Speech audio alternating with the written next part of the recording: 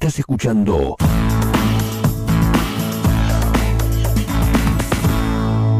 Mega 90.1.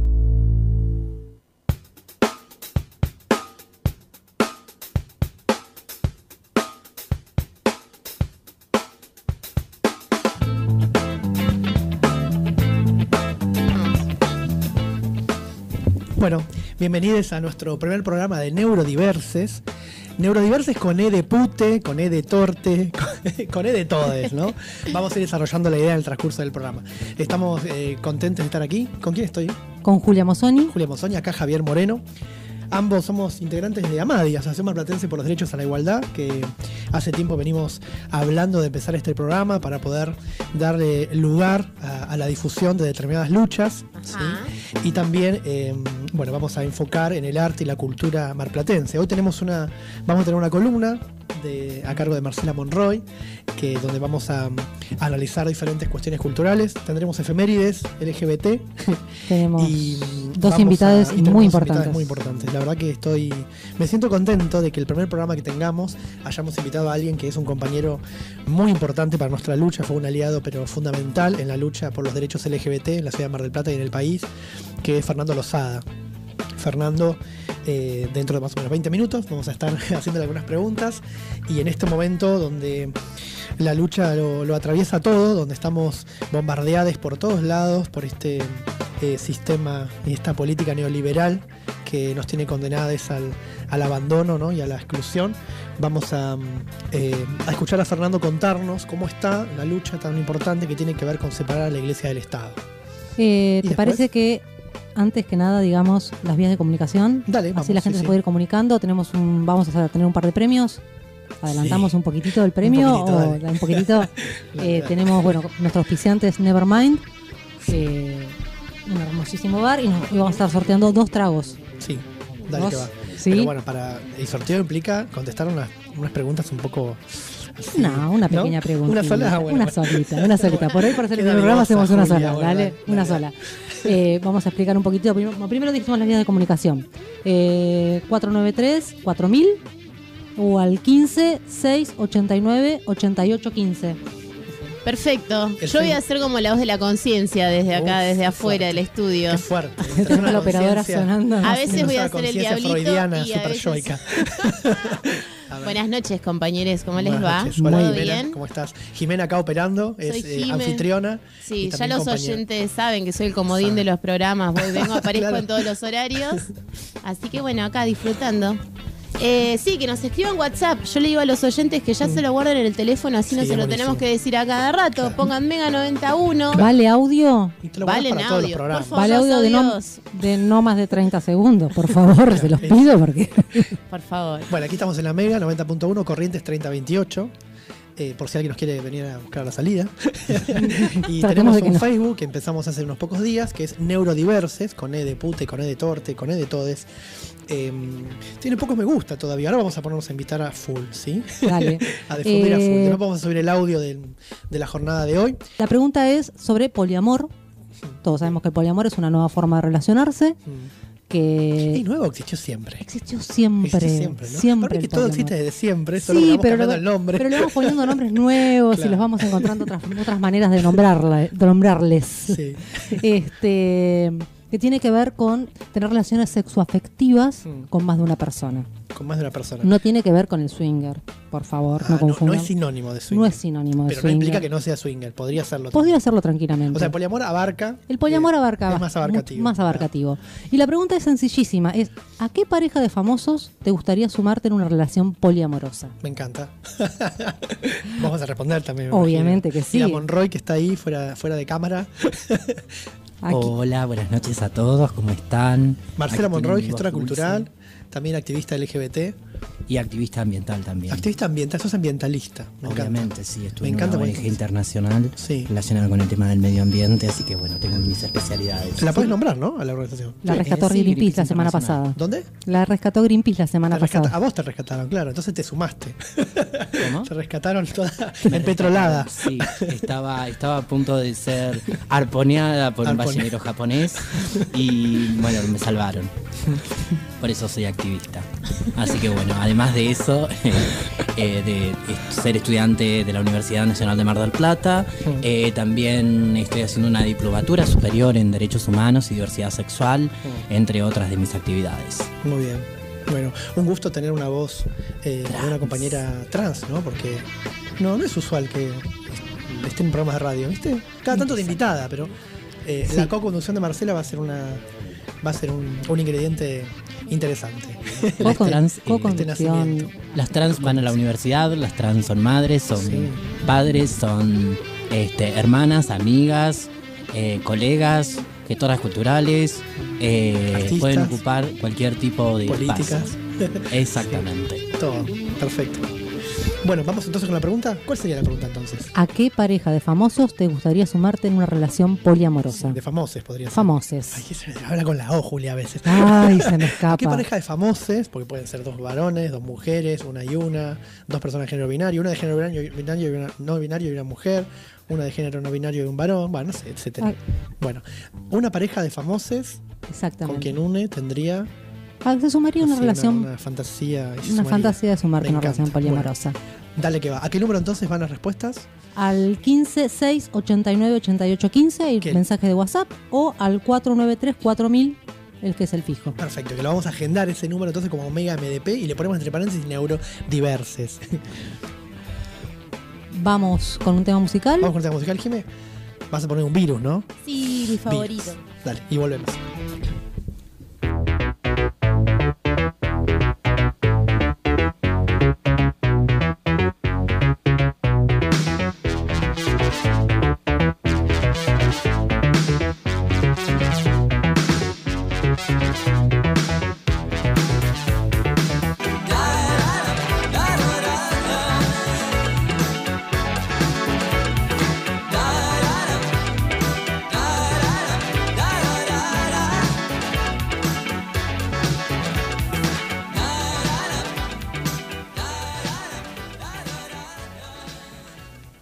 Estás en Mega, la radio del rock.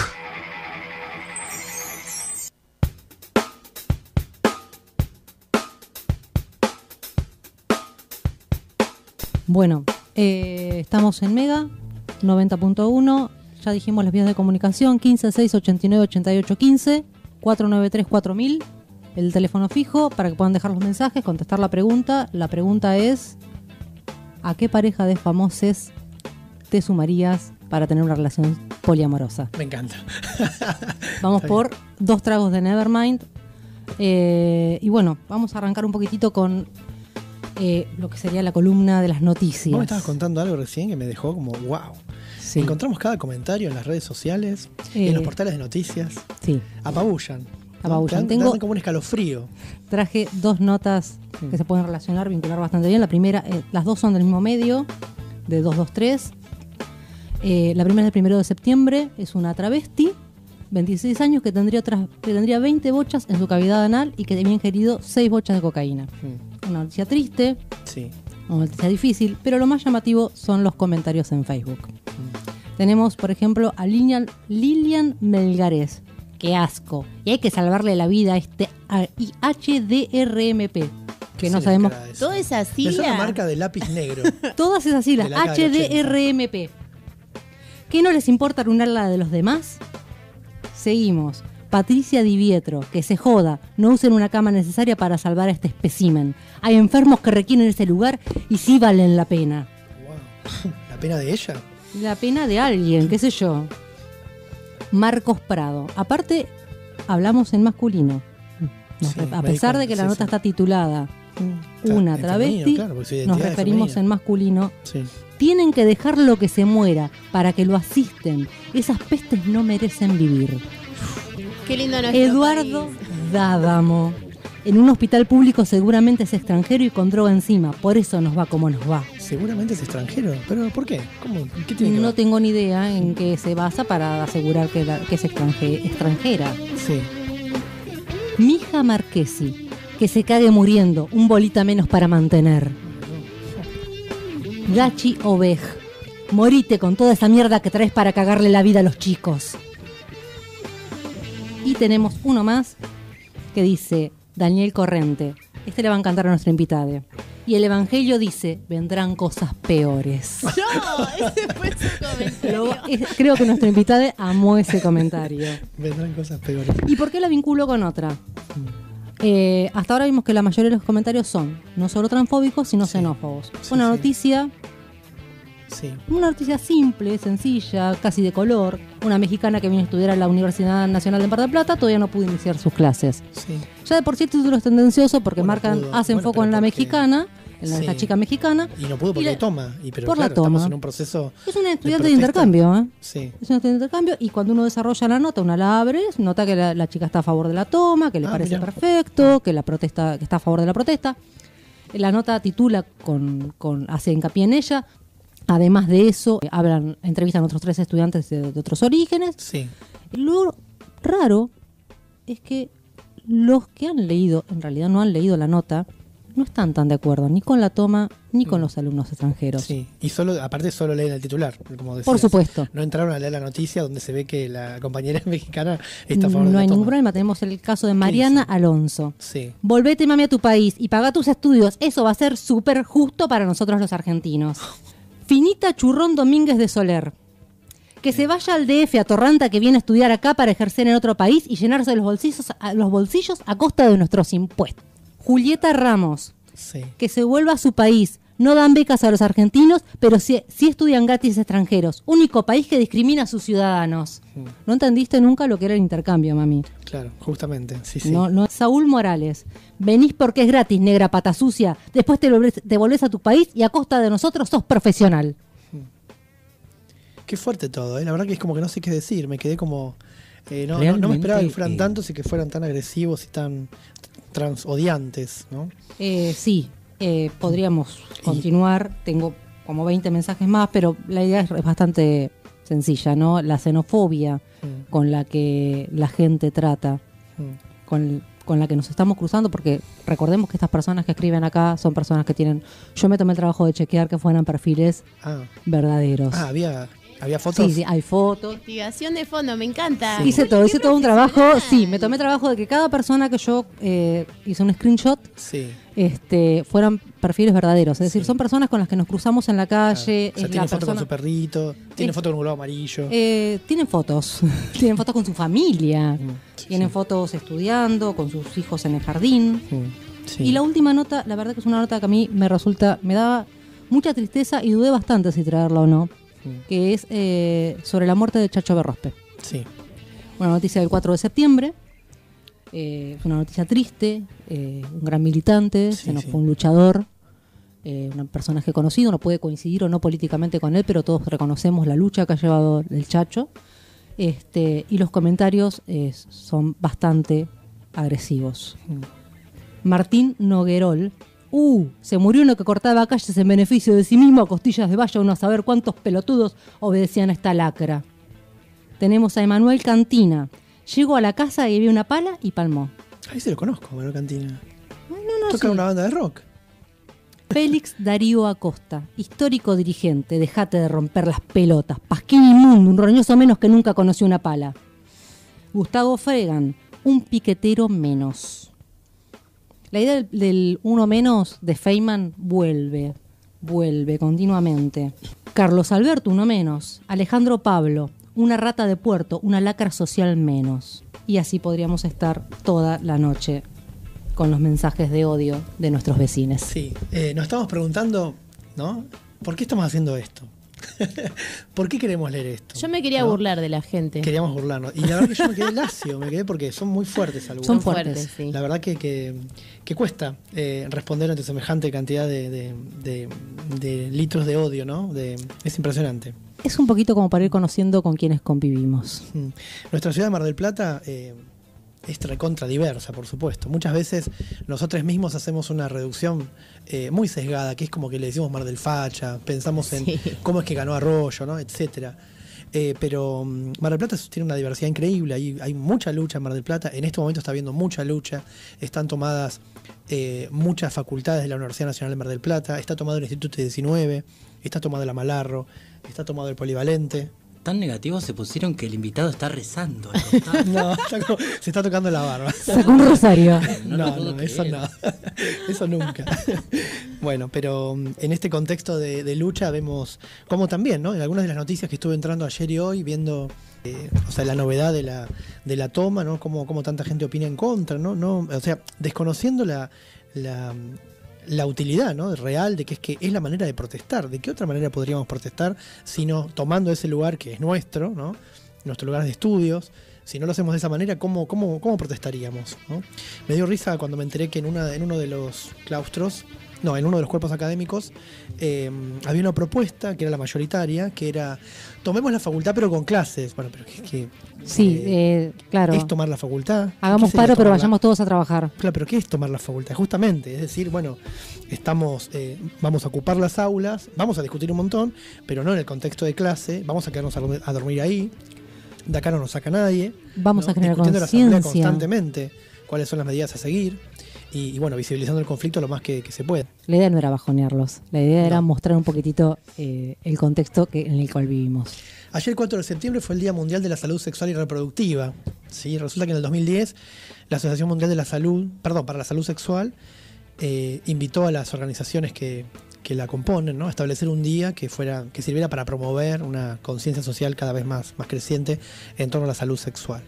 Entonces, es un día que en el contexto de que hoy fue, Fernando, o ayer, que se estuvo tratando la educación sexual en el Congreso, ayer, que ahora vamos a dar la palabra a nuestro entrevistado, Fernando, en el contexto de que estamos yendo desde varias organizaciones de la diversidad a escuelas secundarias a hablar sobre educación sexual, porque vemos que es una carencia enorme, siendo que hay una ley nacional que es del 2006, la llamada ESI, Educación Sexual Integral, no se aplica en muchísimos lugares, solo se tocan las cuestiones, digamos, reproductivas y de anticoncepción, pero en las escuelas religiosas, por ejemplo, obviando absolutamente todo método anticonceptivo.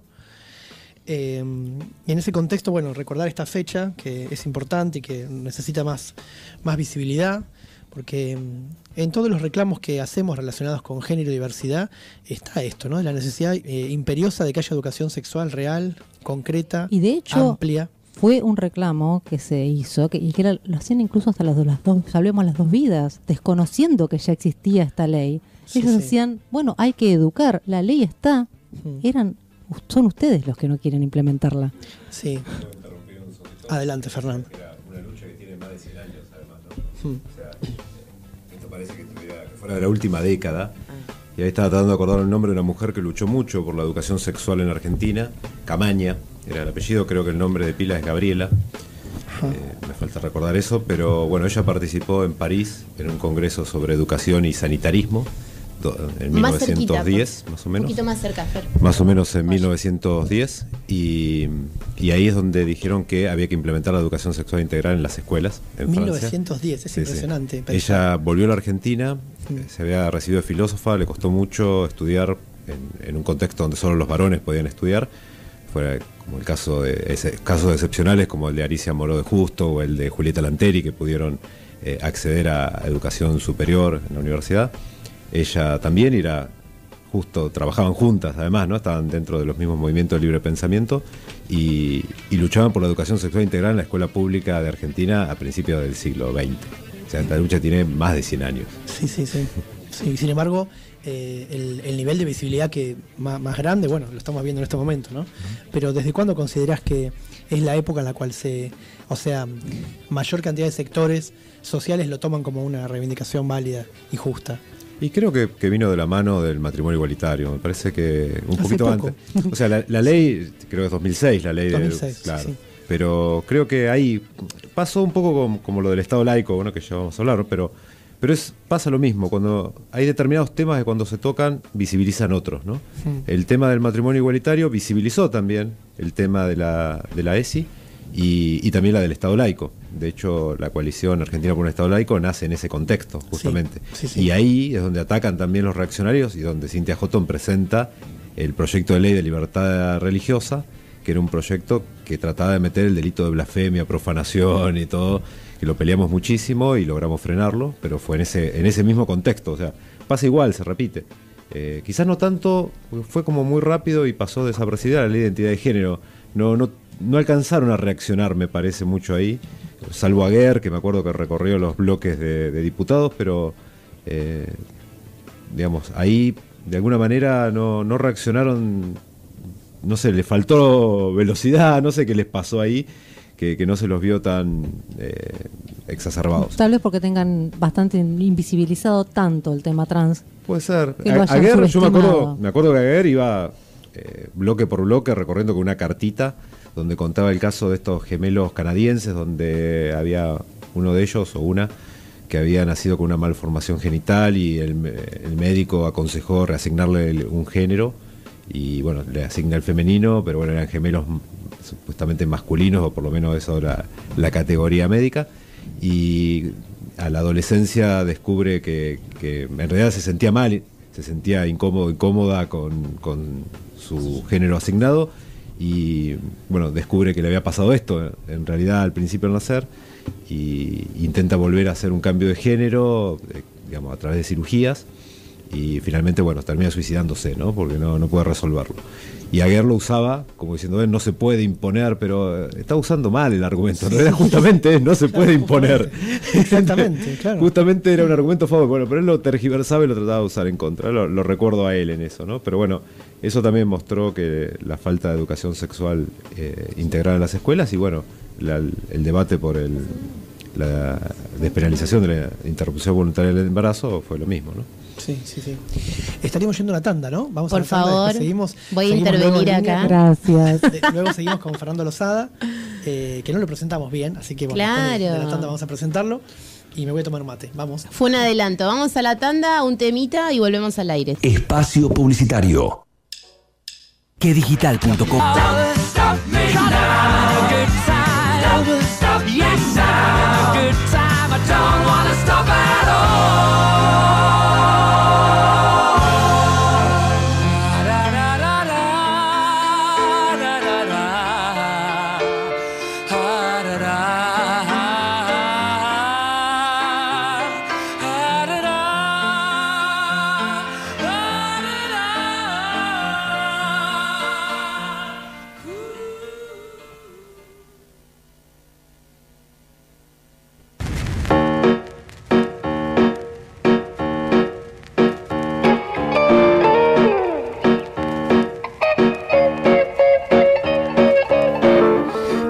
Neurodiverses, con E de Pute, con E de Torte, con E de Todes, con Julia Mozzoni, Javier Moreno quien les habla, y tenemos un invitado muy especial para nosotros que es Fernando Lozada, activista del laicismo, activista del libre pensamiento.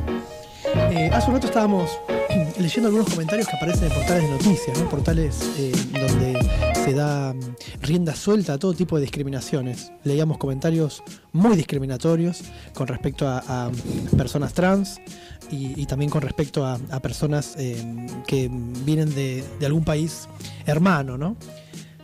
¿Qué tenés para decirnos, Fer, un poco de esto, de cómo es la matriz de pensamiento que está dando la pauta, ¿no? de un sistema de creencias ideológico en el cual surgen este tipo de expresiones? Sí, creo que tiene que ver un poco con la construcción de una única identidad, ¿no? La idea de generar una identidad hegemónica que abarca todo, ¿no? Y que nada debe salir de esa hegemonía. Y esto tiene una relación íntima con la idea de la construcción de la nación católica, ¿no? Del mito de la nación católica que se construyó fundamentalmente en la década infame en la Argentina. Nosotros veníamos de un proceso muy fuerte de secularización desde 1880, en realidad un poco antes. Si vemos la Constitución de 1853, una constitución llamada liberal, rompe con el confesionalismo estatal, ¿no? Y empieza a ver ese camino de secularización. En la década del 80 del siglo XIX se empieza a separar fuertemente la Iglesia del Estado, ¿no? Al punto que se rompen las relaciones diplomáticas entre la llamada Santa Sede y la Argentina. Pero ahí se rearma el catolicismo en su parte más reaccionaria y hace una fuerte alianza con las Fuerzas Armadas y la aristocracia. Sí. Y un desprecio muy fuerte por el pueblo, ¿no? Y por los inmigrantes y por todo. Es decir, ahí lo que buscan es la idea de mezclar lo patrio con lo religioso y que fuera una sola cosa mezclada. Entonces el golpe del 30 hace eso, hace fuertemente eso. Una de las figuras notables para generar ese trabajo fue Martínez Zuviría, ¿no? ¿Martínez? Subiría. Gustavo Adolfo Martínez Subiría. Con Z. Con Z y B corta. Y tenemos 2 calles del Mar del Plata. Ah, sí. 2 calles. Claro, porque una se llama Hugo Guast, que era el sinónimo con el cual escribía sus libros antisemitas. Sí, ya claro. Hugo Guast lo había escuchado. Sí. Y bueno, el tema es que esta construcción de una identidad católica supera incluso hasta la propia religión, es decir, se mete en la matriz, ¿no? Esta idea de que todo lo que está por afuera de los valores católicos, no digo cristianos, sino católicos, ¿sí? De la doctrina social de la Iglesia, está fuera de lo patrio, de lo popular, de lo argentino, ¿no? Y bueno, esto es algo que ha ido creciendo y sobre todo en cada dictadura, porque cada golpe de Estado lo que hizo es profundizar esto, ¿no? Meter esa ideología cada vez más profunda en el Estado. Incluso quedó la evidencia de eso en los decretos de las dictaduras. Sí. Si uno ve, por ejemplo, los decretos de la década infame, se empiezan a entronizar, son de entronización de símbolos religiosos en todos lados, ¿no? Ahí uno puede ver que la Virgen de Luján pasa a ser la patrona de la Argentina, de los ferrocarriles, de las escuelas, de las Fuerzas Armadas. Del mar. De todo, ¿no? Estela Maris sí, es la Estela del mar. No, y ahí se empieza a nombrar a las vírgenes, ¿sí? Generalas, almirantas, brigadieras, ¿no? Por ejemplo, Estela Maris, almiranta de las fuerzas de la Marina, ¿no? Sí. La de Loreto de la aviación. A todas se les da cargo, ¿no? Y no sos virgen, no tenés un puto cargo en la Armada. No, y si no sos estatua de yeso. Por supuesto, eso es fundamental. Pero bueno, esto generó una fuerte matriz dentro de nuestra sociedad. Y esto se refleja acá, aunque a veces los que escriban no son directamente católicos, fervientes católicos, ¿sí? Eso está muy metido dentro del seno de la identidad que después se ha ido construyendo. Acá justo me encontré una noticia del día de ayer, ¿no? Hablando de efemérides de esta semana. Un juez ordena la detención del actor español que insultó a la Virgen María. Se llama Willy Toledo. Lo pueden recordar por el crimen perfecto. Claro, sí, me acuerdo de la película. Sí, muy buena la película, me gustó mucho. Sí. El juzgado de Madrid ha ordenado la detención del actor Willy Toledo por negarse en 2 ocasiones a declarar ante el juez por un presunto delito, contra los sentimientos religiosos, al blasfemar, entre comillas. ¿Qué es blasfemar? Contra la Virgen por medio de su cuenta en Facebook. Aparte fue en Facebook. Sí, fue en apoyo. Él lo hace en apoyo a un movimiento de la CGT. La CGT de España no es lo mismo que la de acá, no es la Confederación General de Traidores, sino que es una organización más bien de perfil anarquista, ¿no? Sí. Y hicieron la narcoprocesión del Santísimo Coño Insumiso del Santo Entierro de los Derechos Laborales, ¿no? Alto concepto. Sí. Me encantó el nombre. Quiero una acá. Claro, llevaban una remera, una vulva, una vagina hecha en cartón y papel maché. En una Cada vez me gusta más. Claro, en una procesión. Esto era en protesta de una trabajadora que había sido echada de una empresa después de acoso y después de unas cuestiones muy graves. Y entonces, unieron todo era un reclamo de clase y de género, ¿no? Tenía las 2 perspectivas. Y estas chicas fueron procesadas por el delito de blasfemia. En España existe el delito de blasfemia desde 1850. En 1988 se modificó la ley y se le sacó el nombre de blasfemia y se le puso delito contra la sensibilidad de los valores religiosos. ¿Sí? Por eso ahí está entre comillas lo de blasfemar, porque en realidad hoy tiene otro nombre. Es un eufemismo para decir lo mismo. Para decir lo mismo, claro. Nadie fue nunca condenado bajo esa ley, ¿sí? Pero sí mucha gente procesada y se ha comido largos procesos. El caso de estas chicas iban a ir a juicio en el 2019 y creo que ya ahora fue archivada la causa y finalmente no va a pasar nada. Nunca pasó nada, más que la Corporación de Abogados Católicos de España te haga un proceso penal y vos tengas que gastar plata en abogados. Claro. Lo que está haciendo Willy Toledo es interesante. Claro, porque él no está yendo a los juzgados, dice. No. Él ya no se presentó 2 veces. Y él en honor puso algo así como: me cago en Dios, en la Santísima Virgen y me sobra mierda para cagarme y siguió diciendo así. O sea, fue como que le dio con todo para adelante y dijo y que se pudra. Sí. Y no está yendo, y me parece que es importante porque ¿qué hacía todo el mundo que era denunciado por esto? Iba y termina diciendo: no, yo no quise ofender, qué sé yo, y listo. Y pedían disculpas. Claro, pedían disculpas de alguna manera, como para no comerse el garrón y ya está. Pero eso hace que la ley se perpetúe. Claro. En cambio, lo que está haciendo él es interesante, porque si a él lo terminan procesando en serio, esto va a hacer que se plantee ese tema. En una sociedad monárquica. Sí, pero totalmente secularizada. Si vos ves los bautismos, por ejemplo, en España, no llegan al 30% de la población. O sea, la misma población, salvo hay sectores muy reaccionarios con mucho poder. Sí. Entonces, claro, tenés esas procesiones con los tipos en Sevilla con el conito ese en la cabeza, parecen del Ku Klux Klan. Sí. Bueno, todo eso lo ves, pero eso no es una porción importante de la sociedad. Más allá de que el poder político de la Iglesia en España es muy grande, pensemos que se han apropiado por esto de las inmatriculaciones más de 40.000 propiedades, ¿sí?, del Estado, y hoy cobran del erario público español más de 15.000 millones de euros en España, ¿no? Demostrado, después habría que buscar un poquito más, pero es un número. O sea, tiene mucho poder político y económico, pero la legitimidad de la población no la tiene. Mira, yo hubiera pensado que era al revés. Sí, sí. A diferencia de países quizá como México. Pero México tiene un Estado laico, uno de los estados México, más laicos del claramente. mundo. Es decir, Sí. gracias a los zapatistas y a Benito Juárez, heredaron un sistema jurídico que defiende el laicismo, ¿no? Eso es interesante porque es distinto de Uruguay, que es un estado laico, pero con un 40% de no creyentes, ¿no? ¿Y Argentina? Argentina no es un estado laico. Sí, es un estado laico en Entre enunciación. comillas, claro. En enunciación es un estado laico y Sí. sobre todo después de la reforma del 94. El artículo 2, ese que dice que el gobierno federal sostiene el culto católico, de ninguna manera plantea una confesionalidad de Estado. Sí. Eso es muy claro cuando uno lee los debates de la Asamblea Constituyente de 1852-1853. Es clarísimo que no se quiere poner un articulado que hable de eso, de un Estado religioso.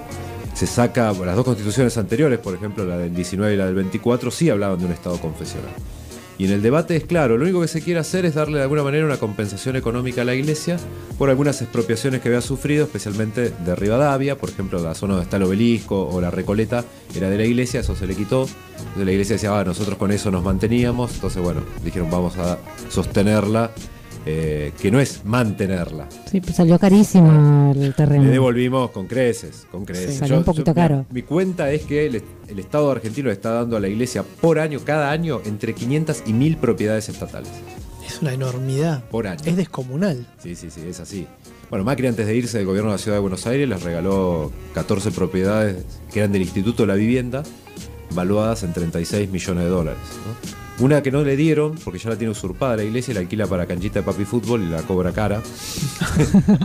Pero bueno, esas son las cosas que pasan. Y además la Iglesia acá en la Argentina tiene más de 15.000 números de quit diferentes, o sea, es muy difícil de rastrear. Sí, 70, digamos, son oficiales de los obispados, después tiene ramificaciones muy complejas. La Cámara de Plata, como me imagino que debe ser en muchas otras ciudades, trabajan con abogados que defienden abusadores sexuales. Sí, acá hay todo un entramado, recibe mucho dinero del municipio, en los últimos 30 años ha recibido cerca de unas 40 propiedades del Estado, la Iglesia, en general no paga nada, no paga casi ningún impuesto municipal y acumula deuda y cada 5 o 6 años se la condonan, eso sucede todo el tiempo. Mucho dinero va también para Cáritas, cerca de 1 millón de pesos anuales, y Cáritas nunca mostró un ticket en que gasta eso, ¿no? Por ejemplo. Claro. Hay un agujero negro absoluto ahí, total, ¿no? ¿Cómo sería un verdadero Estado laico? Si tenemos que definirlo, ¿qué es un Estado laico? Sí, es un Estado que no toma posición respecto a las creencias religiosas, no perjudica ni privilegia a nadie por sus convicciones o creencias, ¿sí? Mantiene esa neutralidad, es decir, un marco de igualdad y una valoración de la diversidad en ese sentido. Y también respeta todas las identidades. Esto es lo que estábamos hablando hoy, ¿no? El derecho a la identidad, que es un derecho que en la Argentina tiene un peso especial, porque la lucha de abuelas de Plaza de Mayo ha hecho que, por ejemplo, el derecho a la identidad se incorpore en la Declaración de los Derechos de los Niños, Niñas y Adolescentes a nivel internacional, artículos 7, 8 y 11, ¿no? O sea que que esté expresado en ese tratado sí. es un logro sí, de, sí. de la militancia argentina. Creo, y es más, le llaman los artículos argentinos, ¿no? Mirá, creo que de 1988 es esa incorporación. Sí. Y bueno, tiene que ver con esa lucha. Y si empezamos a mirar un poco más profundo en qué repercutió la lucha por la identidad, repercute en la reforma del 94 en el reconocimiento de la identidad de los pueblos originarios en la Constitución Nacional. Sí. Y más adelante en los derechos del colectivo LGBT. Sí. Es decir, en la Ley de Identidad de Género del 2012. Exactamente, pero incluso en la del matrimonio igualitario también hay un reconocimiento de la identidad. Porque ¿qué es la identidad? Es ese conjunto de rasgos y características que nos hacen diferente a los demás, ¿no? Y cuando uno de esos rasgos predomina sobre el resto, a todo el conjunto se le pone el nombre de ese rasgo, ¿no? O sea, me reconocen como ateo porque, bueno, tengo un activismo ahí muy fuerte, ¿no? Sí. Pero bueno, cada uno y cada una somos reconocidos de esa forma, quizás por un rasgo que se diferencia del resto. Claro. Y bueno, lo que hace un Estado laico es respetar todas esas identidades y generar un sistema jurídico para que haya una convivencia armónica de todas ellas. Perfecto, claro. Hoy en día, ¿qué actividades, qué acciones concretas estarían ocurriendo en Mar del Plata? Me imagino que estás vinculado fuertemente con ellas, en relación con visibilizar esta lucha por lograr un Estado laico.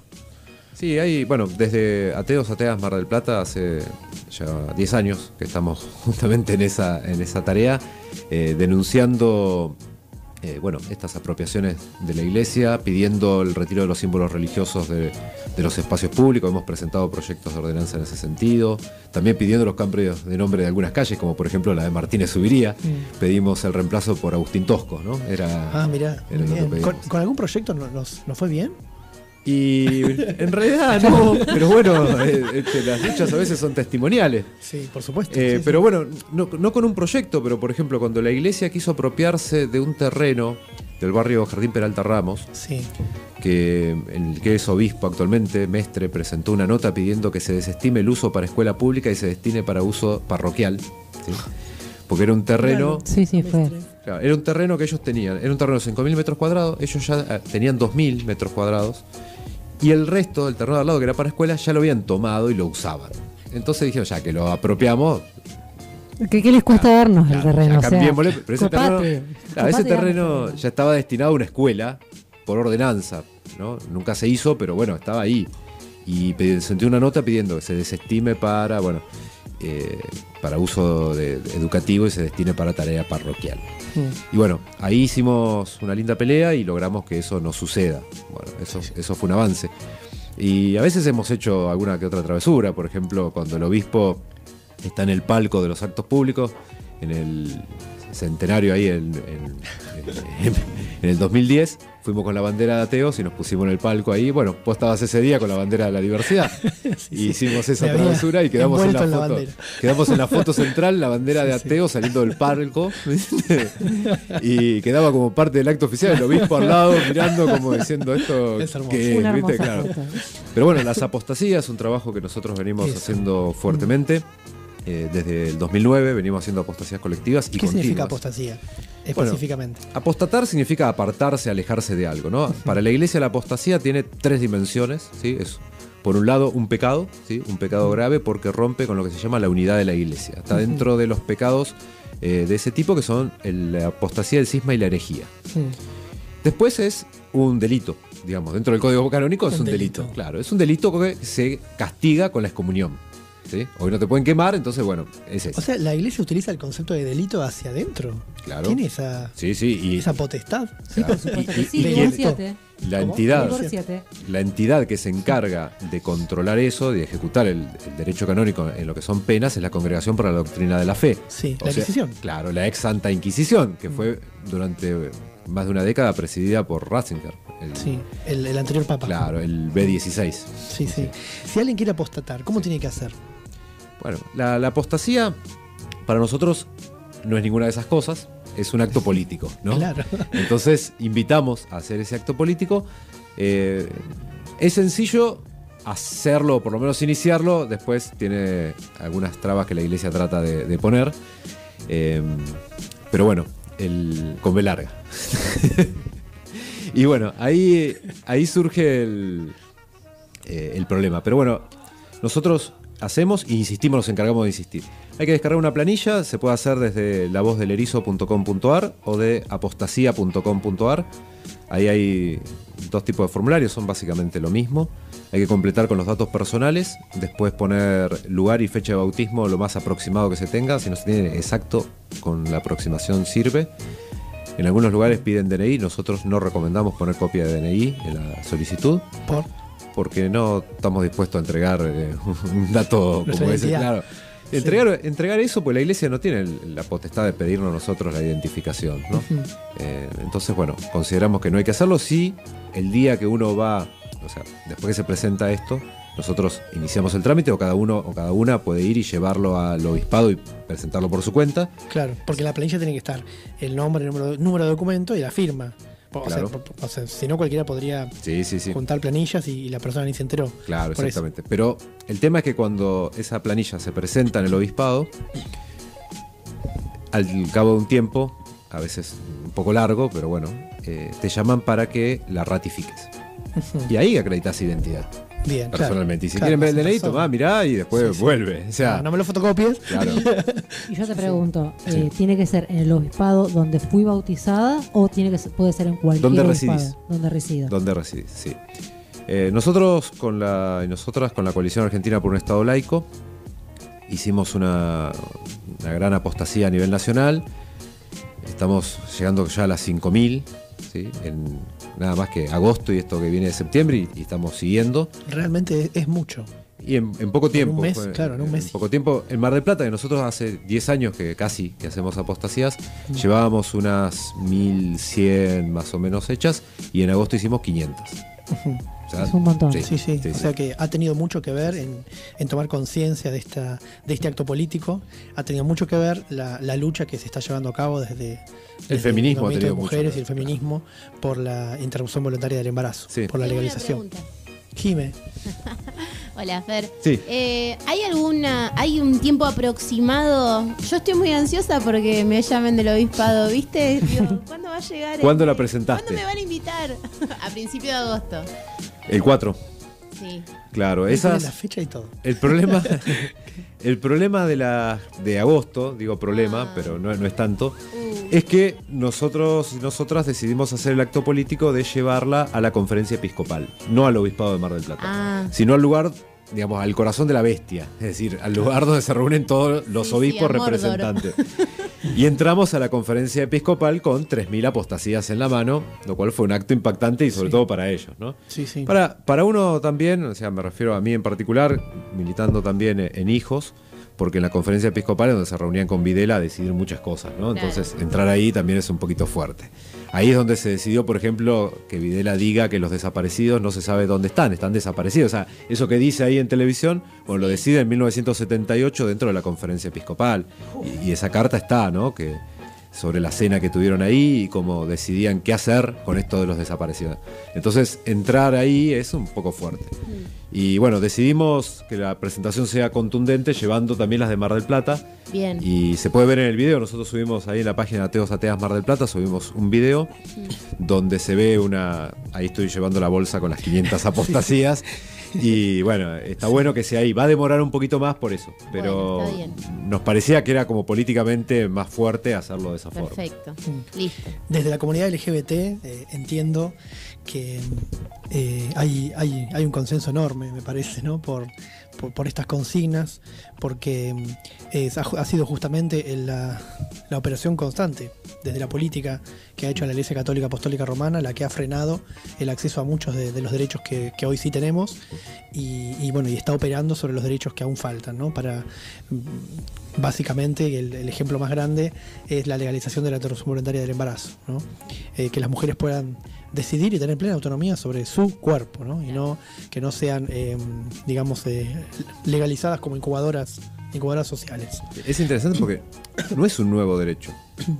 O sea, en realidad... Hubo sociedades que lo tenían, sí, donde... No, pero más allá de eso, pensándolo, o sea, pensémoslo a la inversa. Es la autonomía la que se quiere recuperar.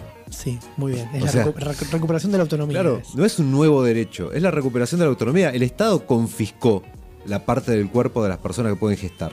Sí, O sea, es el Estado el que está confiscando. O sea, cuando se conforma el Estado moderno, sí, pero ni siquiera es tan viejo, porque en 1921 sí. es cuando se legisla y se permiten los abortos no punibles, ¿no?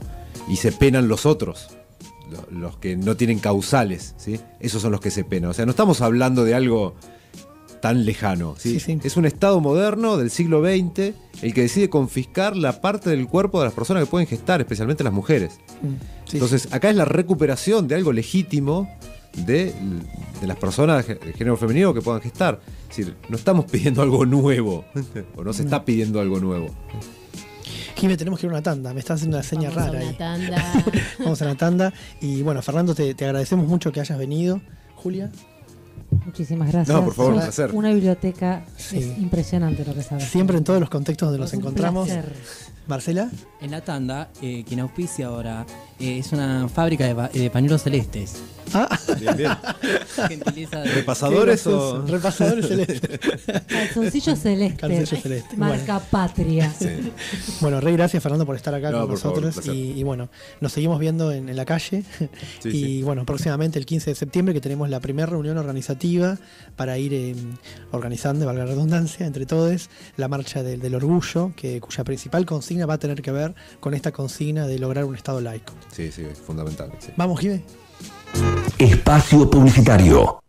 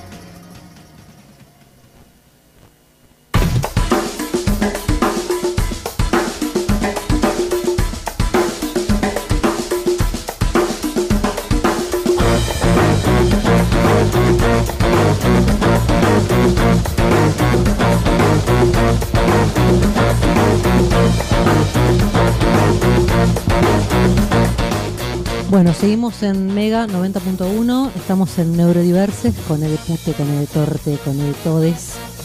Les repetimos las líneas de comunicación, 493-4000, 15-689-8815. Estamos jugando por un trago en Nevermind y la consigna de hoy es... ¿Con qué pareja de famosos tendrías una relación poliamorosa? ¿no? Tengo Hace un rato- mensajes. A ver, Julia. Perdón que interrumpa. Vamos, dale que va. ¿Puedo leer a los oyentes? Dale. Los invito a participar, ya saben, para ganarse unos ricos tragos. Nos está escuchando el amigo Paulo Bianca, le mandamos un beso grande. Ah, sí. Dice que Sí. su respuesta es Fernando Dente y Esteban Chori Lizazo. Yo los tengo que googlear porque no los conozco. Pablo Bianca es quien me presentó por Facebook, empezamos a hablar, a la faraona. Ah, Sí, a sí, a Martín Paulito Singer, lo que conozco. después, Sí. Bueno, que después estuvo acá de visita en el bar. Fue muy divertido. Nos divertimos mucho. Bueno, un saludo para Pablo. Tengo otro oyente que no me dejó el nombre. Ivana Nadal y su amante, que nunca blanqueó. Es una fantasía recurrente, dice. Seriamente lo dice. Mirá vos, Así que bueno, debes soñar con ellos tal vez. seguramente. Por favor que nos deje el nombre y los últimos 3 del DNI. Dale, así Yo es. tengo una fantasía, pero es muy chancha. A mí me gusta Luis Caputo. ¿En serio? La Monroy está incendiada. Estoy incendiada con él, me re gusta. Pero es muy garca. Es un hombre malo. Te gusta la maldad. Bueno, entonces este sorteo que vamos a hacer, la idea sería que la ganadora, que nos pasa ahí su número de documento, los últimos 3 dígitos, este fin de semana, viernes o sábado, al llegar al bar, Moreno 2736, le vamos a dar el vale por el trago, ¿está bien? Bueno, es que estamos, Julia. Hace un rato estuvimos con una visita muy... nos hizo pensar un montón. Nos dejó pensando Nos dejó bastante. tecleando con un montón de cosas, muchas cosas que yo nunca había escuchado. Muchas Siempre luchas Fernando que no tiene- conocía. Tiene esa virtud, ¿no? Hoy 5 de septiembre, hace un rato contábamos que el 4 de septiembre, ayer fue el Día Mundial de la Salud Sexual y Reproductiva, y tenemos alguna otra cosa para compartir, ¿no? De estos días, esta semana, primera semana de septiembre. Hoy es el cumpleaños de Freddy, hubiera sido el cumpleaños de Freddy Hoy Mercury. habría sido el cumpleaños de Freddie Mercury, sí. ¿Cuál? Es el más grosso del mundo. Lo mejor que hubo, ya Sí. pasamos un temita de él. Sí, es la voz más espectacular, ¿no? Recién escuchábamos a Bowie en el tema Pablo Picasso, el disco Reality del año 2004. ¿Se imagina si Freddie Mercury hubiera seguido entre nosotros y hubiera seguido grabando su música? Un poquitito más. El último disco, la verdad que me pone muy triste. Ese tema de Show Must Go On es como... Esa gran despedida. sí, es como un puñal enorme que te atraviesa todo, ¿no? Innuendo. ¿Quién era Freddie Mercury, Julia? Contanos algo de Freddie. Freddy, un gran músico, cantante, líder de Queen, banda rock británica. Su éxito I Want to Be Free se convirtió en el himno gay Es una parodia de una telenovela británica y lo extraño, lo que me llamó la atención es que fue censurado por la MTV en los Estados Unidos y no se pudo presentar, digamos, hasta 1991. Mirá, no sabía eso. Yo no sabía que había estado censurado ese video. No. Un video que uno lo ve como tan inocente, Sí, ¿no? Muy inocente en realidad. Acá nos escribe Cintia Verdaguer, amiga mía personal, militante feminista hace décadas. Carla Peterson y el chino Darín, dice. Ah, es buena. Cintia, nos tenés que mandar los 3 últimos dígitos del documento. ¿Sabías que Freddie Mercury iba a grabar con Michael Jackson?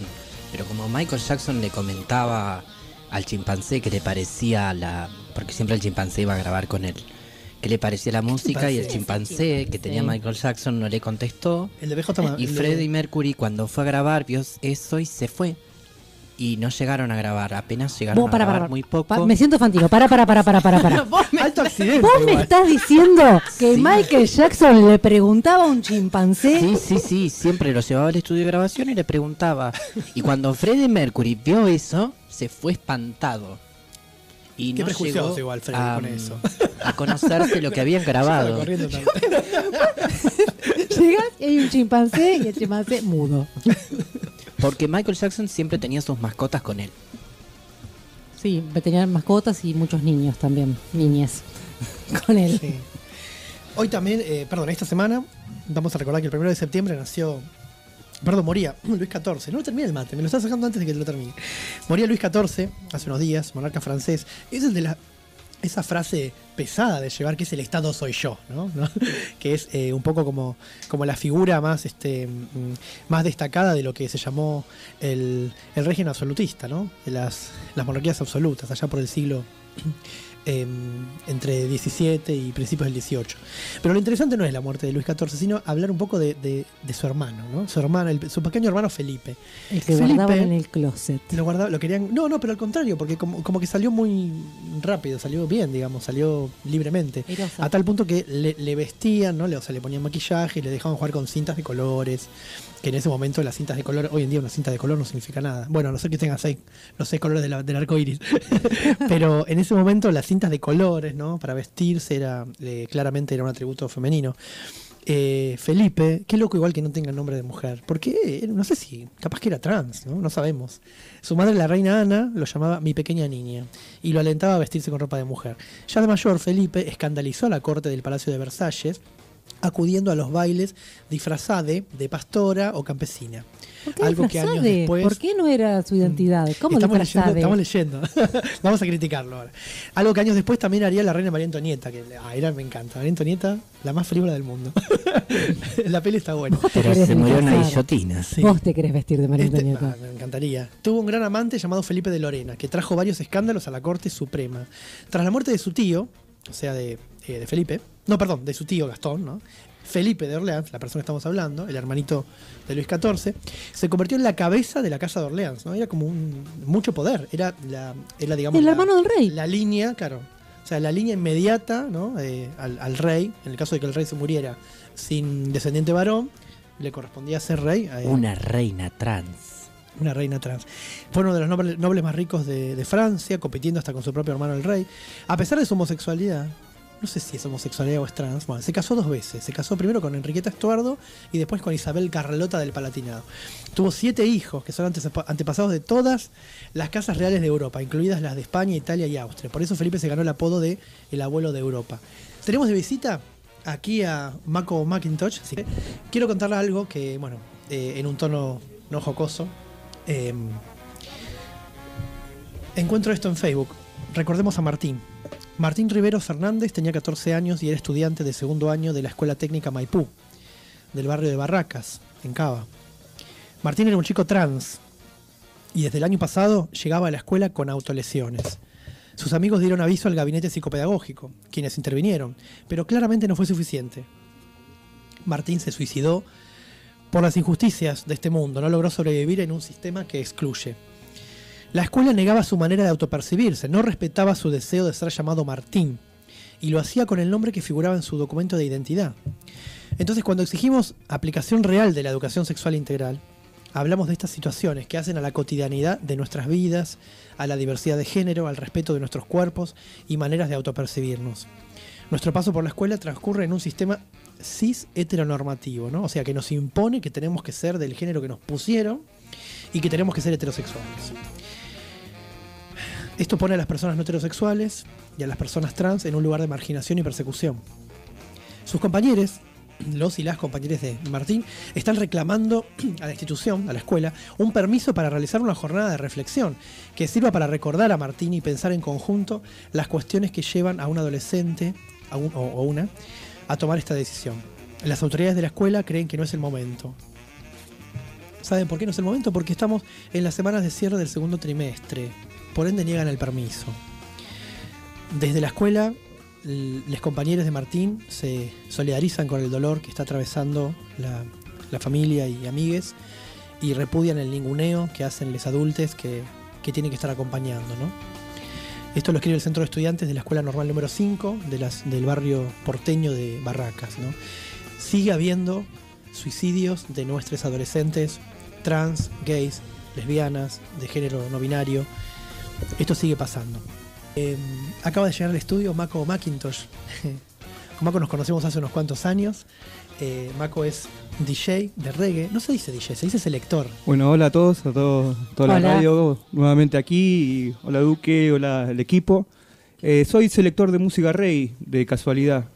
El primero que empezó a promocionar esta música en Argentina como selector. Empecé en radio, justamente para hacer como, bueno, la radio siempre la vemos como un medio de donde se puede educar rápidamente y fomentar algo que para nosotros es algo bueno, como lo que están haciendo ustedes hoy, que es como una educación en distintos aspectos, ¿no? Más allá de compartir música. La música reggae llegó a mi vida ya en la adolescencia, me gustó y empezamos a hacer un programa de radio que fue el primer programa de radio de Argentina de reggae en el año 87 en FM Paraíso, que ya no existe más, hace 1000 años. Estaba en Avenida Colón al fondo. ¿Cómo se llamaba el programa de radio? Radio Jamaica. Duró del año 87 al año 96 y bueno, a través de ahí llegó esta música, bueno, lo mejor de la filosofía del rey nos llevó a nosotros, nos cambió la vida, así en un aspecto espiritual. Y nos hicimos promotor porque dijimos esto es bueno para la gente también, compartir esto que a nosotros nos hace bien, compartirlo con los demás. Y por eso me hice selector o DJ, como se le dicen, selector para promocionar esta música. DJ en Jamaica se le dice el que canta sobre pistas. Ahí está, sí. Me imagino que habrás tenido invitados de lujo en ese programa de radio, ¿no?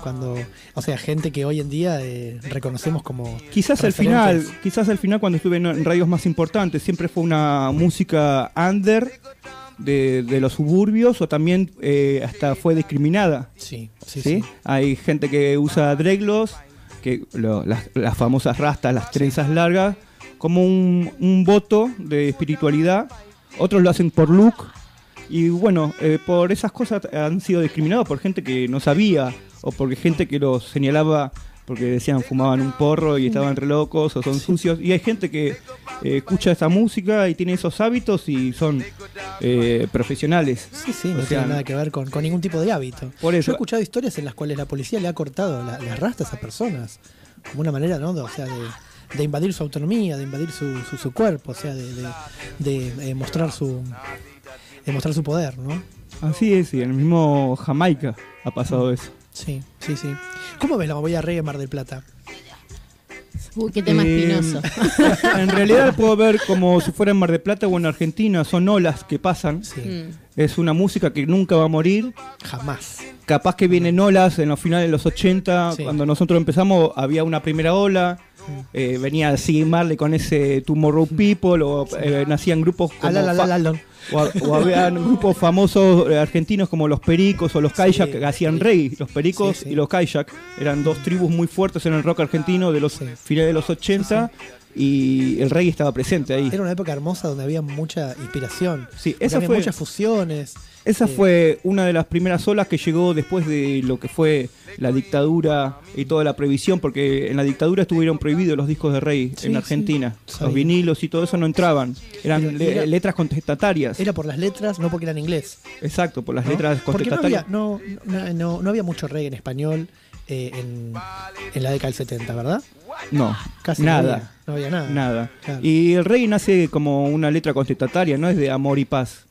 Se fue, como es una música en movimiento y como está en un contexto social que la misma sociedad va cambiando, entonces se va adaptando las letras y los ritmos, van evolucionando, no es una música que se mantiene estática. El reggae que se hace ahora no es el reggae de los 70. Cambiaron los instrumentos, cambió la forma de grabar hoy un disco en un estudio. Entonces todo eso lleva a que la música vaya evolucionando o mutando o en movimiento. Hablando de la evolución, a mí me interesa pensar cómo han evolucionado las letras también, ¿no? Y recuerdo que hace unos instantes decías de cómo aquellas tribus, aquellas crews de reggae, bueno, han sido discriminadas en diferentes lugares, ¿no? En cada momento histórico. Y también me hace pensar esto, cómo he encontrado alguna vez letras con un estilo reggae, ¿no? Que han ejercido algún tipo de comunicación prejuiciosa o irrespetuosa con respecto a las personas gays y lesbianas. Eso ha pasado más que nada en el dancehall, ¿sí? En la década de los 90, pero viene arraigado a una sociedad machista. Yo fui 2 veces a Jamaica a estudiar justamente la cultura, más allá que me gusta la música, me gusta la sociedad, porque a través de descubrir una sociedad llegás a la música de ellos. Claro, entender cómo nació semejante música. Ir a la raíz. Ir a la raíz. El lugar donde nació todo empezó. También hay que tener en cuenta que en Jamaica todavía la homosexualidad sigue siendo penada con cárcel. Sí, con cárcel. Tiene una pena de 10 años con trabajos forzados.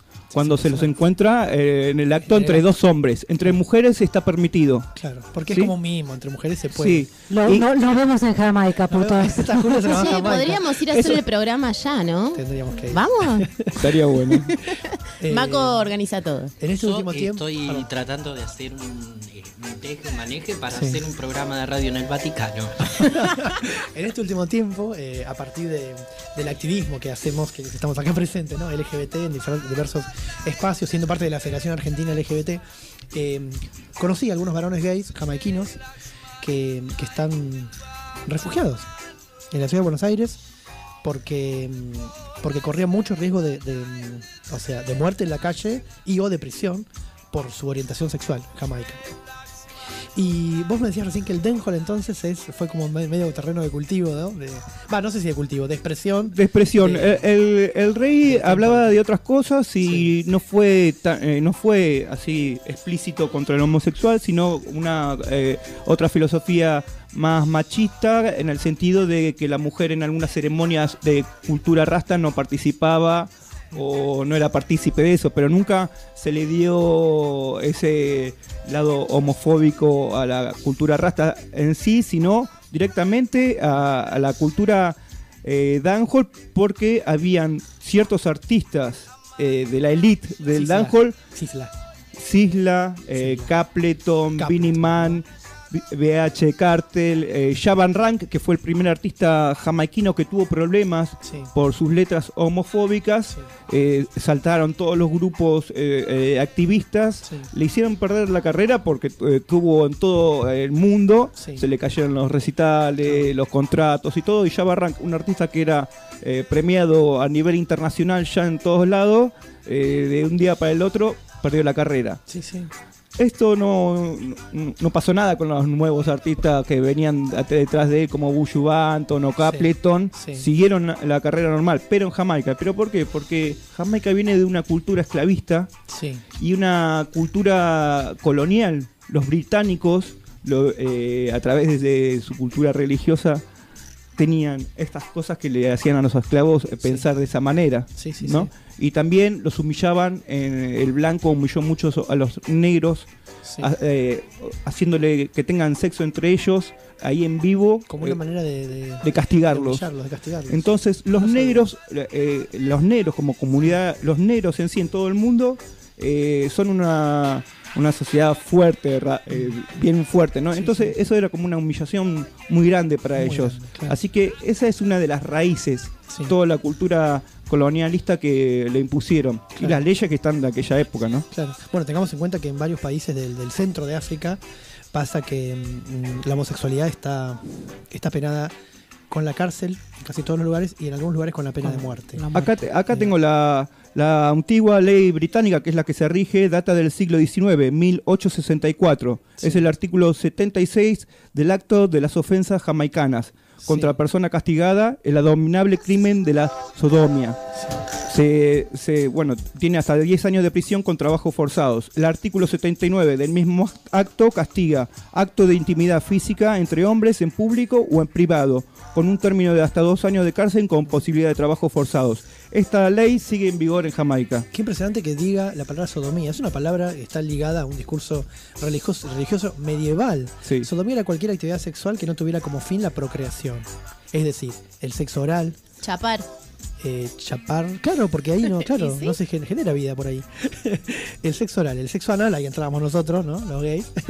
El sexo con animales, que tiene que ver la zoofilia con una relación sexual de dos personas adultas. La masturbación. Todo lo que no tuviera un fin reproductivo es sodomía. Sí. Y que aparezca esa palabra. Eso que dijo ella tiene mucho que ver en el pensamiento de la cultura negra de ellos, sobre todo porque los que fueron los colonos decían que el negro viene acá a reproducirse nada más. Entonces el hombre negro siente que es hombre por procrear, justamente, que si no, no sirve. Entonces estas leyes tenían sus raíces en la moralidad victoriana, pero aceptados con entusiasmo por la clase media nacionalista negra y con muchas actitudes no liberales en el mundo. Así se filtraron en la sociedad y se introdujeron en un fanatismo virulento. Y eso se distribuyó en toda la clase baja, la pobreza. Bueno, también es un poquito lo que nos explicaba recién Esteban. Fernando Esteban Lozada. Fernando, bueno, caramba. Cuando se construye el Estado, desde dónde se construye y cómo las religiones hacen esa construcción del Estado y van generando un Estado xenófobo, en este caso un Estado más machista, un Estado homofóbico, y cómo a pesar de que la religión ya no es tan importante, esas cuestiones quedan en el ser nacional y es muy difícil desarraigarlas, quedan culturalmente muy metidas dentro de la sociedad. O sea, los colonizadores y los cristianos que fueron a evangelizar ahí. Ellos tienen una iglesia muy fuerte también, que los mismos predicadores de todos los domingos dicen: vamos a apedrear a los gays. Ellos lo están aprendiendo desde la iglesia, no solamente el Estado, lo podemos poner en el mismo lugar, pero son dos cosas distintas, porque uno eran los colonos británicos y otro eran los predicadores de muchas ramas del cristianismo. Y no eran los rastas, porque los rastas son en contra del Vaticano. Los rastas cantan contra el Vaticano y contra el sistema. Sí, acá te traje una canción, Duque. Yo me muero de ganas porque escuchemos lo que trajo Maco. Una por canción favor, que lo presente, es un lado B de una canción famosa de Más Romeo, War in a Babylon. Este disco es uno de los mejores discos de reggae de todas las épocas. Más Romeo, The Upsetter, que es la banda que luego tocaría con Bob Marley, que se convertirían en los Wailers. Lee Perry, el productor, el mejor productor de todos los tiempos. Año 76, lado B, se llama Fire de Vatican. Fuego al Vaticano.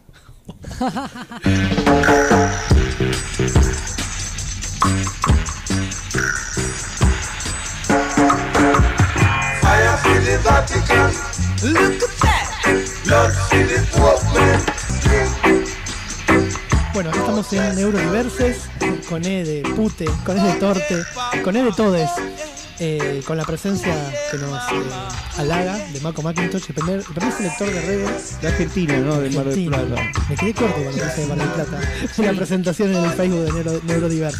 ¿Qué estamos escuchando, Maco? Maxi Romeo, una superestrella de reggae raíz de Jamaica. Año 76 es esto, un lado B de War in a Babylon, del tema famoso que llegó al top en Inglaterra, en Estados Unidos, la misma Jamaica. Y el lado B dice Falla de Vatican. Fuego al Vaticano. Me encanta la expresión falla. Falla. Lo estamos. Volviendo a lo que estábamos hablando antes, que sobre la homofobia en el alcohol y todo, bueno, ahí más o menos expliqué la raíz de todo: la humillación, la esclavitud, la iglesia misma que le come la cabeza, por decirlo a los jamaiquinos, el sentimiento negro de decir somos poderosos si procreamos, si no nos sentimos una porquería. A través de eso se vino todo este resentimiento y sentimiento que tienen ellos, y son una sociedad violenta desde que existieron. En Kingston, la capital, es la ciudad con más violencia en el mundo desde hace décadas. Antes que exista Kingston estaba Port Royal, la ciudad desaparecida, el puerto donde vivían los piratas. Los piratas del Pirata del Caribe, donde había un bar por persona y todo prostitución, una sociedad violenta y machista por sí. O sea, la fundación de Jamaica no podía escaparle al machismo de ninguno de los dos, de ningún costado. Bombardeado por la iglesia, bombardeado por la violencia, en ese sentido tiene similitudes con Haití también.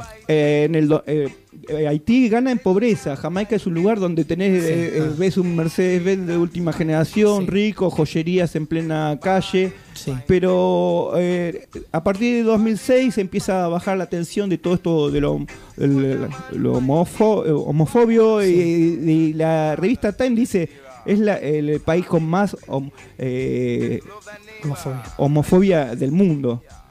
Sale un pacto que hacen unas agrupaciones de allá contra los artistas elite que estaban cantando, que eran un grupo nada más selecto de 20, firman un contrato que los obliga a volver a las raíces, a no cantar más sobre eso, a no engendrar la violencia y volver a la conciencia, a la espiritualidad que pregonaba en el reggae, en el ritmo antecesor.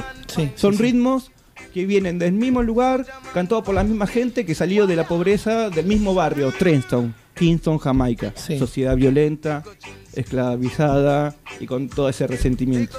Antes de pasar al bloque de Marcela Monroy, el bloque cultural, también queremos preguntarte, Maco, que ¿hay un reggae feminista hoy en día? ¿Hay como corriente? Para compensar un poquito todo este machismo, toda esta cosa. Siempre las mujeres estuvieron con el reggae, siempre. Y Marley tuvo una gran compañera, todos los hombres de Jamaica tuvieron grandes compañeras y siempre lo reconocen, y los mismos rastas enseñan que la mujer es un ser especial en todo sentido. Así que les traje el primer hit jamaiquino internacional que lo canta una mujer jamaiquina, Minimal, el famoso My Lollipop, mi chico chupetín sería. Mi chico chupetín. Este fue el primer ska. Sí, me gusta. A vos mi te chico gusta. chupetín. Año en 1964, cuando lo escuchen van a decir, este tema lo conocía, lo bailaba en el cumpleaños. My Lollipop, Minimal, Jamaica 1964, primer hit internacional.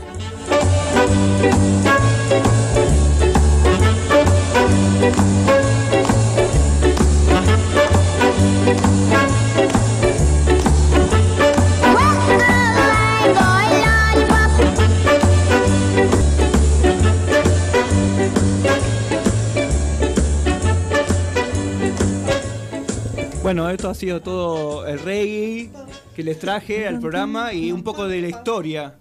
Este tema lo conoce todo el mundo. Hermoso, Maco, gracias. Originalmente era My Girl Lollipop. Acá estoy viendo Wikipedia. Originalmente era My Girl Lollipop, es una canción escrita en los años 50 por Robert Spencer, integrante de la banda de estilo doo-wop de Cadillacs.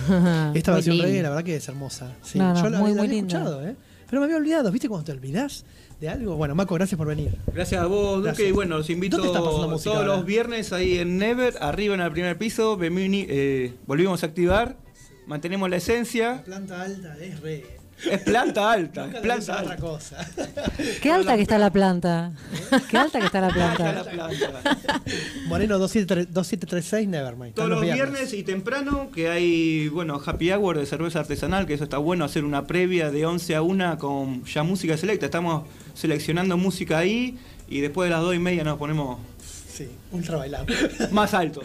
Bueno, gracias, Maco, por estar. Muchas gracias. Chao, Maquito. Nos vamos a una tanda muy cortita y volvemos con Marce, ¿les parece? ¿Puedo? Sí. 3 avisos. No duele. Dale. Ahí volvemos. Bueno. Espacio publicitario. Fin espacio publicitario. Mega tiene mucho power.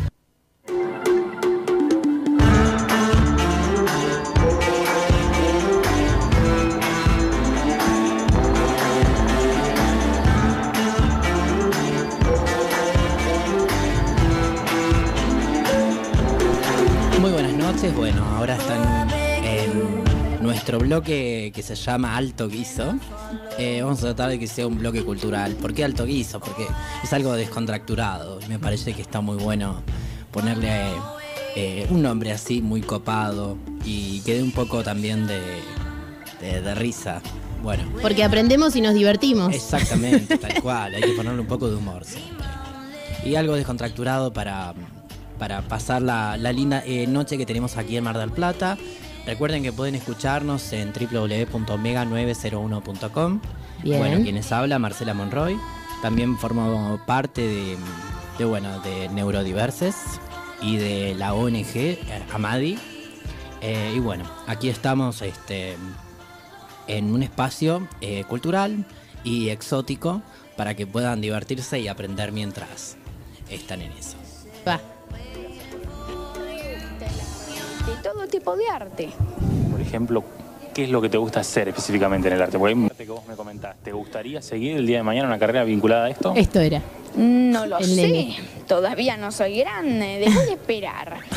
¿En qué curso Bueno, estás? el niño que todos se reían y que fue muy famoso de Me gusta el arte. ¿Por qué lo pusimos? Esta semana elegí eso porque creo que somos todos diversos y que todos tenemos la posibilidad de poder expresarnos.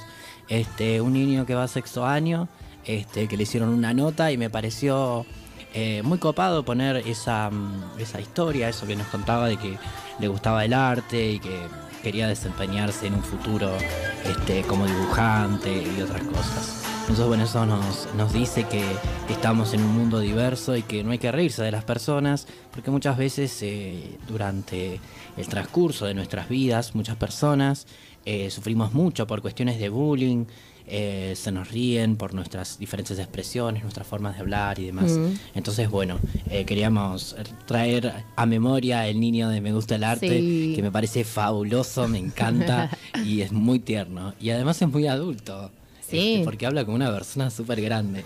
La tenía muy Así clara, que el pibe sabía. Quería traerlo a la memoria porque me parece que está fabuloso. Bien. Bien, ahora vamos a compartir una lectura. Última Luna, de Reinaldo Arenas. ¿Por qué esa sensación de ir a buscarte hacia donde por mucho que vuele no he de hallarte?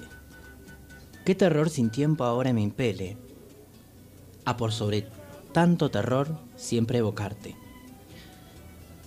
No he de encontrar sosiego, nuestra pena, que hallarlo sería comenzar otra condena, y por lo mismo jamás cesaré de contemplarte. Luna, una vez que aquí estoy detenido en la encrucijada de múltiples espantos.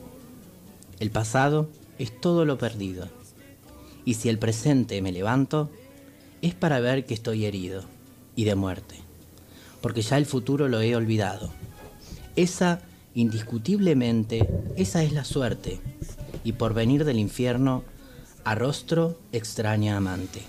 Solo me queda contemplar tu rostro, que es el mío, porque tú y yo somos un río, que recorre un páramo incesante, circular e infinito, un solo grito. Muy bueno. ¿Quién era Reinaldo Arenas? Reinaldo Arenas era un poeta cubano. Hay una película, que estamos en el bloque de la película, vamos a recomendar la película que se llama Antes del anochecer, que retrata toda la vida de Reinaldo Arenas. Él tuvo una infancia en un ambiente rural y a muy temprana edad participó de la Revolución Cubana, hasta que después, más tarde, fue perseguido. Sí. Él era escritor, era homosexual, en la Cuba de Castro. Entonces, en 1980 tuvo el éxodo, se tuvo que ir hasta Estados Unidos y allí murió de la epidemia que existía en ese momento, entre los 80 y los 90, de VIH-Sida. La película es el retrato de un hombre cuyo afán de libertad artística, política y sexual desafió a la pobreza, a la censura, a la persecución, al exilio y a la muerte. Les recomiendo la película Antes de que anochezca. Es una película un tanto no actual, pero nos da muchísima pauta de cómo era esa Cuba después de la revolución, de todas esas represiones y todas esas cosas que pasaban con las personas que eran diferentes, con las personas que escribían, con las personas que se expresaban. Es una película bastante triste, pero es muy linda porque nos enseña muchas cosas. En esa película Johnny Depp hace de travesti. Es la chica que se lleva en una parte del cuerpo, se lleva los escritos. Así que bueno, es una película que no tendríamos que dejar de ver, que tiene su toque cultural Y por eso muchas veces escucho a muchas personas trans, eso es una crítica social, o muchas personas del ambiente LGBTI que están con la bandera del Che. Entonces hay un documental francés que también habla sobre cómo eran llevadas las personas LGBTI a los campos de concentración después de la época de la revolución, y los hacían entrar a campos de trabajo forzados. Entonces, bueno, hay que a contextualizar veces que esto todo fue... lo que es la simbología y la ideología debemos revisarla, nos debemos una revisión histórica. Esto fue a fines de los 60, ¿no? ¿Principios de los 70? Fines de los 60. Exactamente, sí. En los 80 fue el éxodo masivo de personas desde Cuba, y de todas maneras siguió existiendo. Ahora sí hay un buen cambio en Cuba, con este nuevo presidente, si podríamos decirlo así, en el que se están abriendo las puertas a todo lo que son los derechos de la diversidad. Pero en aquel momento, la verdad que la pasaban muy mal y eran obligados a irse o a trabajos forzados. Entonces, bueno, antes de que anochezca, es la película de la vida. Entonces acá en Alto Guiso vamos a recomendar una película, un libro, una serie. Genial. Vamos a recomendar algo que tenga que ver con lo cultural. A raíz de este tema me gustaría hablar sobre algo que creo que nos incumbe a todos. A mí como estudiante de una carrera superior en gestión cultural y también como graduada ya, como gestora cultural, me gustaría hablar sobre este pase que quieren hacer de Ministerio de Cultura a ser Secretaría nuevamente. Desde ya me parece mucho más grave el tema de pasar la Secretaría, Ministerio de Salud, pasarlo al Desarrollo Social, me parece grave, pero bueno, mi especialidad es en todo lo que es el ámbito de la cultura, que es de lo que voy a hablar. Durante mucho tiempo se peleó para que la Secretaría de Cultura pasara a ser un ministerio que tuviera un presupuesto, una asignación de presupuesto. ¿Cuál es la incumbencia? Como Ministerio de Cultura lo que nos permite es poder tener un presupuesto acorde para tener un mapa cultural. También nos permite tener un presupuesto para manejar y hacer análisis sobre la situación de las industrias culturales, entre otras cosas. El gran problema que hay cuando pasamos de un ministerio, lo volvemos a convertir en secretaría, es que va a haber un faltante muy grande de presupuesto y va a haber muchas cosas que no se van a hacer, que ya vienen en detrimento. Esperemos que no nos saquen el canal Encuentro. Sería un retroceso increíble. Sería un retroceso increíble, y ya es un retroceso, que una pelea muy grande durante tantos años para que Cultura fuera ministerio, volviera a ser secretaría. Entonces eso nos traería un retroceso muy grande, porque la cultura no es un gasto. Estamos acostumbrados a darnos de alguna manera, cuando la gente se queja porque hay falta presupuesto para las calles, para una cosa o para otra, se ve la cultura como un gasto, y la cultura no es un gasto. La cultura es una inversión. Entonces, bueno, dejar en claro el manifiesto mayormente de todos los compañeros gestores culturales que también están en contra de este traspaso y de esta desconsideración como Ministerio de Cultura. En aquel momento yo recuerdo cuando recién se hizo el Ministerio de Cultura, hubo un encuentro muy grande que se hizo el primero en la ciudad de Mar del Plata de toda Latinoamérica. Todos los países de Latinoamérica tenían ya Ministerio de Cultura desde hace varios años. Fue el MICSUR. ¿Cómo se llamaba? ¿MICSUR? MICSUR, el encuentro de mercados de industrias culturales de América Latina. Sí. Se hizo aquí en la ciudad de Mar del Plata. Y bueno, allí fue cuando Teresa Parodi fue nombrada ministra de Cultura. Y realmente se lograron hacer muchas cosas, y costó mucho que llegara a ser ministerio. Costó muchísimo trabajo, muchísimas horas, muchísimas pestañas quemadas. Entonces, bueno, creemos que es un retroceso importante, que cultura no es un gasto, sino que es una inversión, que si bien no se ve en pocos años, sino que se ve a largo plazo. Algunas políticas acertadas del gobierno anterior, si bien yo no soy partidaria de ningún partido político, de ninguna ideología política, creo que poder lograr tener un canal donde funcione un ministerio de cultura, poder tener las investigaciones de las universidades subvencionadas, y bueno, esto también me llega a tocar el tema de la universidad pública, que somos uno de los pocos países en donde las personas tenemos la posibilidad de estudiar. Imagínense si la universidad no fuera pública, las personas trans menos podríamos estudiar. No podríamos llegar a formarnos. Entonces, bueno, esto más que una crítica aguda, es una crítica constructiva. Creo que las personas que nos gobiernan tendrían que entender que la cultura, el conocimiento, las posibilidades no deben ser cerradas a las personas, porque si no caemos en una demagogia. Entonces, bueno, lo importante de todo es rescatar que durante un tiempo se subvencionó la investigación científica, cultural, técnica y demás. Entonces, bueno, pedir también para que el Ministerio de Cultura no deje de serlo y que todas las personas puedan acceder a sus estudios primarios, terciarios y universitarios con libertad y que no pasen a manos privadas. Eso creo que sería lo más importante. También hacer el reclamo en el ámbito de salud. Muchas personas hoy estaban mirando en las redes sociales, están muy asustadas por esta cuestión de que se van a terminar muchos de los tratamientos que sí o sí se tienen que dar. Yo también estoy trabajando en una fundación que se llama HF. Estamos haciendo testeos de VIH y the AIDS, Healthcare Foundation, y hacemos testeos y ahora estamos en la vorágine de que supuestamente se iban a cortar los medicamentos para personas que tienen VIH o enfermedades oncológicas. Entonces, bueno, también nos unimos desde las organizaciones sociales a ese reclamo que tiene que ver con la salud. Estamos profundamente preocupados porque es lo que va a pasar. Entonces, bueno, lo bueno sería que la gente se pueda informar y pueda entender diversas cuestiones que tienen que ver con el ámbito político que de alguna manera nos toca a todos. Porque creo que todos tenemos que tener las mismas posibilidades. Bueno, nos veremos en un próximo encuentro. Los voy dejando con los chicos y el cierre del sorteo. Dentro de poco vamos a tener entrevistas relacionadas con la cultura y demás. Así que bueno. Buenísimo, Marce. Yo me río desde afuera del estudio porque veo como una pecera donde se hacen un montón de señas, de cosas, de caras.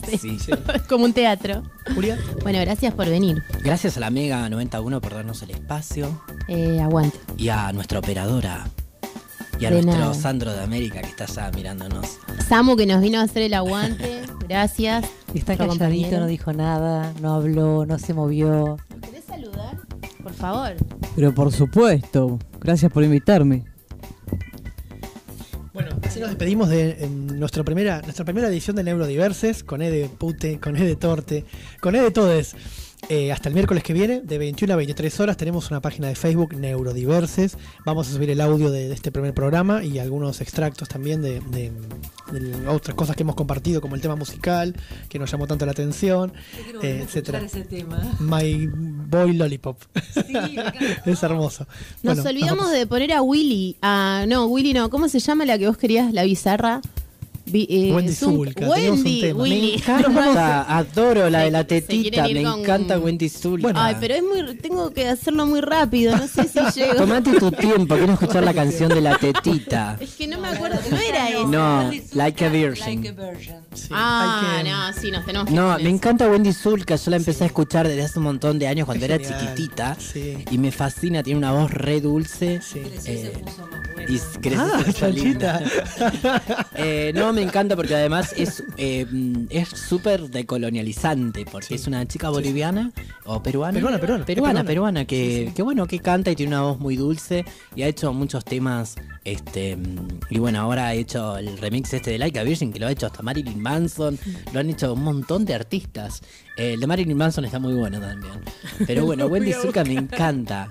La más conocida fue la canción de la tetita, cuando era chiquita. que fue allá cuando era chiquita y ahora es una chica mucho más grande, tiene como 15, 16 años. ¿Qué? ¿Ahora? Sí. Tiene más de 25, tiene Marcela. Ay, yo pensé que tenía menos. No, es grande. Tiene todo un acting. Tiene una voz preciosa. No sé si llega a los 30. Y además usaba las ropas típicas de su lugar. Sí. Y bueno, el tema de la tetita era para reivindicar la cuestión del amamantamiento materno, de la lactancia materna. 22 tiene. 22 años sí. tiene.